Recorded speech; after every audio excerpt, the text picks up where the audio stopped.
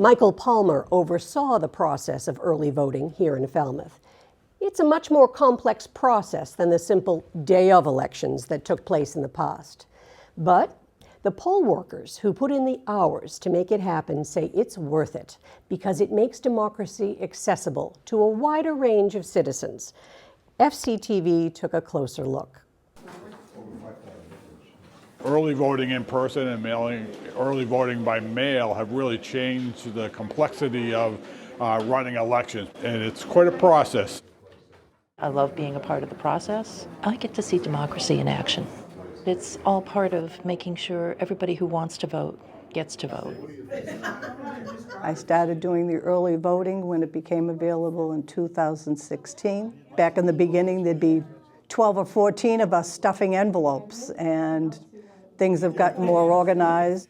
It's easier, it's more self-contained, but it's still very laborious. You used to go in, you used to take the ballot, put it through the ballot box, and now there's an application. The application has to be processed, and we have to mail you a ballot, you have to mail it back to us, and then we have to take it out of the envelope, and then we have to record it, and then we have to come here and take them out of the envelope and then put them through our high-speed tabulator, which stores the results until election night. We don't have access to that data until election night. Today, did we say we had 1,500 ballots to work on? Yes, okay. 1,500. During the COVID pandemic, very few people wanted to be around other people.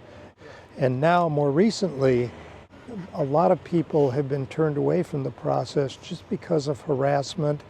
And we felt that it was our duty to continue to participate because a lot of people are no longer doing it. I've never felt unsafe. I've never felt at risk of anything. And I think that there are people who like to stretch it and they like to come in and be troublemakers. I mean, especially people who want to wear paraphernalia. And it's a mass law that you cannot do that. I just love seeing what they care to vote on, what they don't vote on, and also how they vote. One person would show up and hand in his or her ballot on the day of the election, even though they could have brought it in earlier, but they don't believe it's real unless it's that day. Or some people still can't do a mail-in. They think the only way to really vote is to be here and do it in person. We don't see any kind of concern doing early voting. We help them as much as we can, and they leave with a smile.